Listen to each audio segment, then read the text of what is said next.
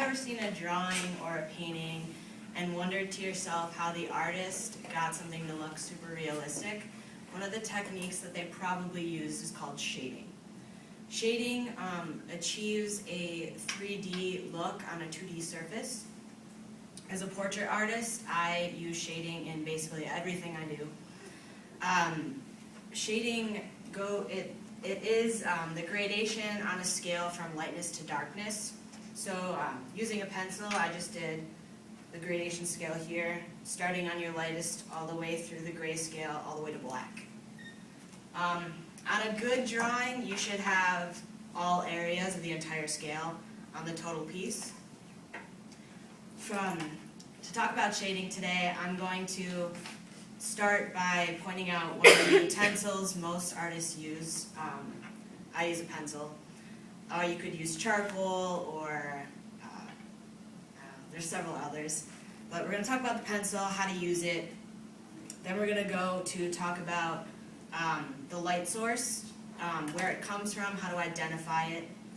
And the step after that, I'm going to zero in on a portrait that I did, focus on the nose, which is a good example to use because light always hits the nose, and you use, there's a lot of different gray areas and black areas, so you can go through the whole gradation scale.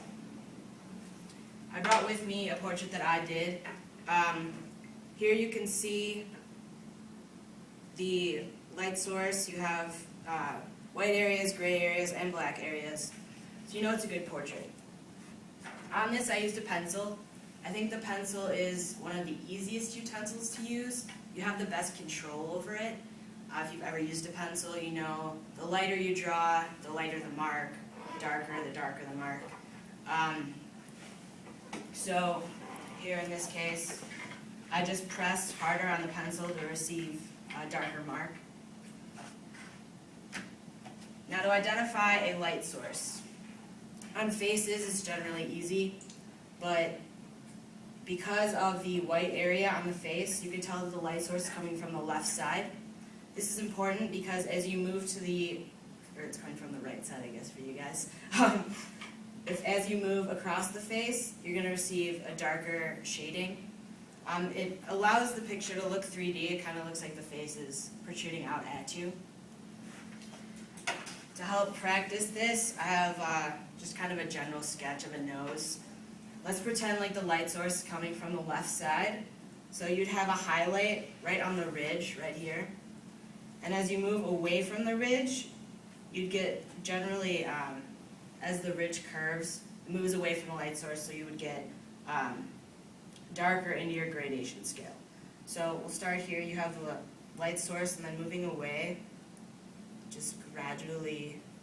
I use circles. It's easier to control the gray scale and the pressure you're applying with your pencil.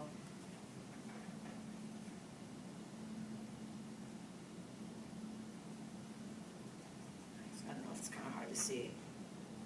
And then I kind of shade it in with my finger. Now it varies for every artist, but depending on how much time you have and how talented you are, or how much you've done this, I guess.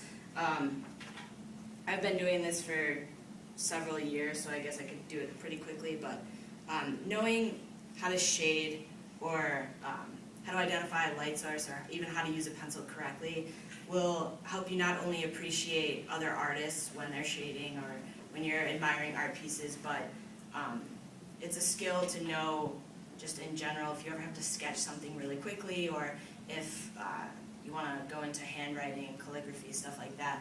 How to use a utensil properly, how to apply pressure, the gradation scale, and light sources are all important to understand. And in this case, if you're an artist, learning how to shade is one of the basic techniques. The more you practice it, the better you'll get.